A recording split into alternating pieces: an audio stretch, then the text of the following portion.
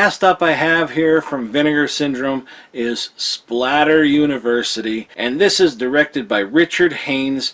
And what this is about, it's about this escaped lunatic that escaped from this mental institution from back in the day and ended up killing this teacher in this like religious school. And now flash forward a semester, and now they got a new teacher in there, and everybody says that the classroom is jinxed and that, and you know, the teacher like doesn't really know about it, so she starts asking questions and all that, and she starts suspecting things, and then now all of a sudden people are starting to get killed again, and she's starting to suspect who the killer is because the killer was never caught. So now, again, she's suspecting it, and she's trying to find evidence and figure out who the killer is before she's next. Movie came out in 1984, and I believe Troma distributed it, or like had their hand in it, because like there's a Troma thing in the beginning. I don't think Troma put it out. Somebody could tell me that. I never understand. Like, I know Troma gets their hands in things and they distribute things, but I don't know what exactly is from Troma. I don't think this is from Troma. I think they just helped make it. So, if anybody could tell me that. But, this is the first time I've ever seen this movie. I've actually owned it. I have the 88 Films version. I think I started watching it, and then I stopped watching it for some reason, or I'm thinking of something else. But either way, I never watched it. And now I'm like, I'm gonna watch this. I'm gonna see what this is. Put it in. I enjoyed the hell out of this movie. This was such a fun slasher. I was having such a good time with this. I was laughing because it was like, the 80s, this typical college like kids in a like, religious college. They're like, horny teenagers, and it's just like there's like things going like teen pregnancy and drinking and just like being kids, and it's just so much teen angst in this movie. And like the kills weren't like over the top. A lot of throat slashing, and there were some gruesome things in that, but the most gruesome was probably when they would find the body. Like, you might see like a quick stab to the mouth, and that's it. You wouldn't see the after effect. Sometimes you would just see blood, here or there, or but you'd always usually see the body afterwards, and it was always pretty bad. But it was pretty cool. I did really enjoy this movie, I'll be honest. I would definitely watch this one again.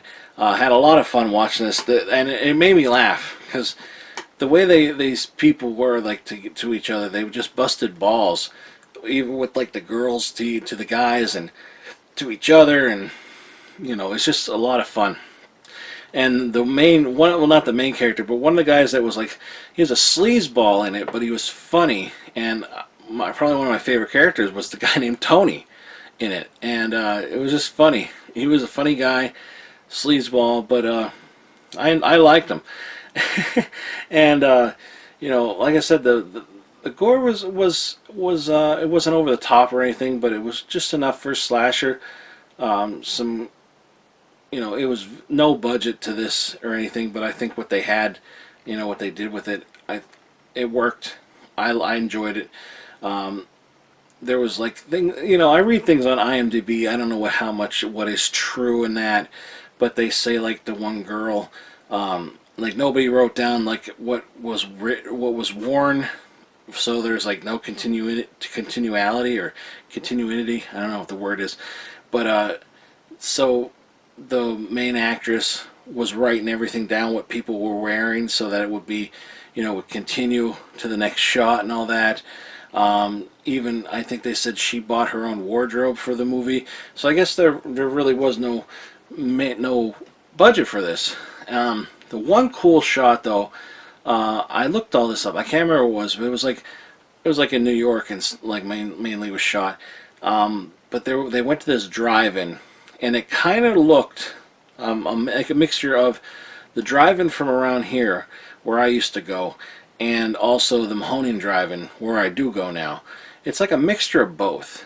And they had the speakers where you put them on your window, and the guy was like, you know, gonna make out the girl and that, and stuff like that. It was just like, it looked kind of like it was it looks, the way it looked like it was small, but it was just probably the angle they were on that.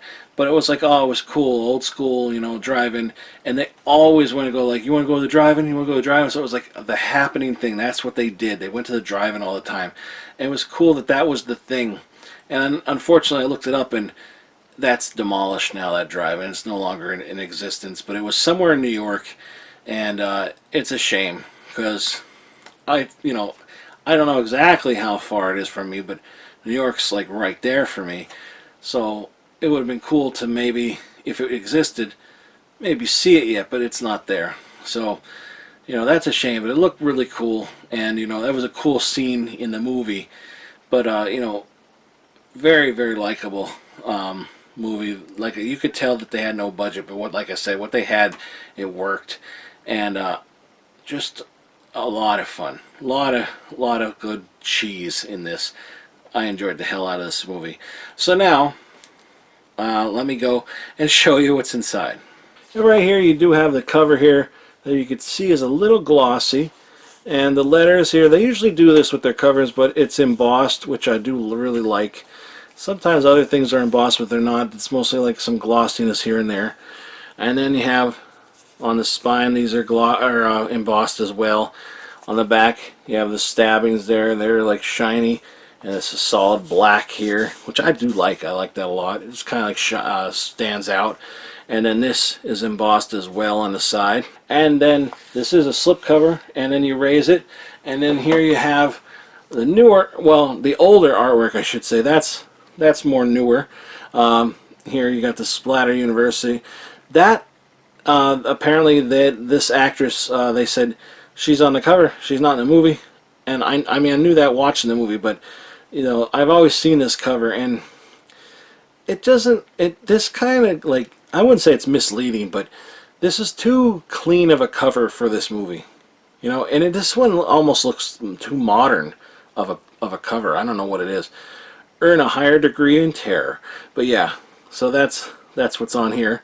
Like I said, here is the cover, and it is reversible, so you could put that new artwork on there if you wanted to. You got that. And then you got the spine, what, you know, which is, it's kind of strange.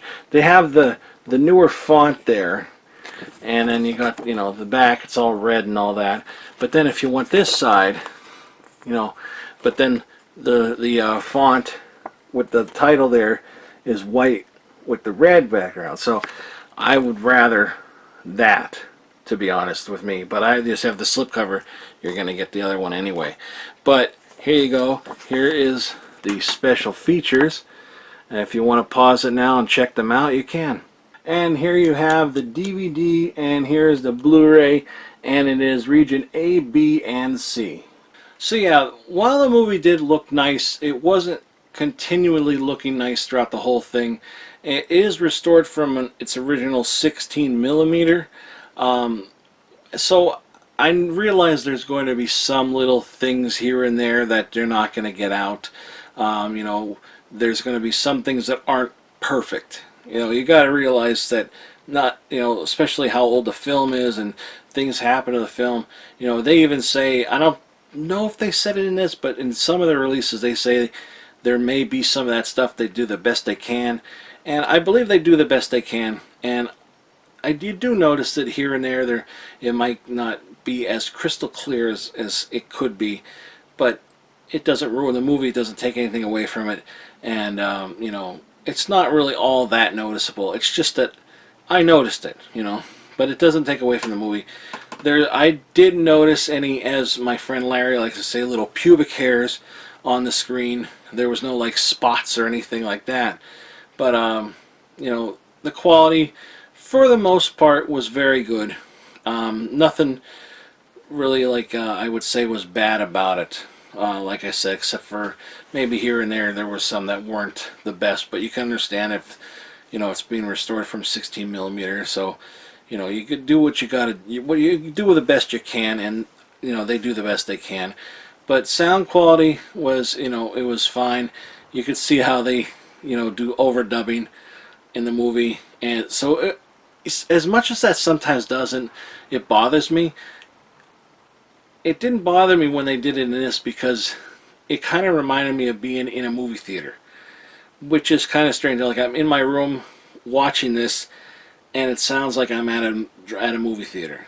So that kind of like added to a different kind of experience that I wasn't expecting, which was strange. So that was kind of cool. But again, captions were good, sound was fine, and like I said about the picture. But so yeah, I'd say I enjoyed the hell out of this movie. I definitely would watch this again. A lot of fun. Definitely think a lot of people would like this movie. So yeah, I definitely say check this one out if you can. Highly recommended. It's a fun time. Very, very good cheese, like I said. But yeah, so that's Splatter University.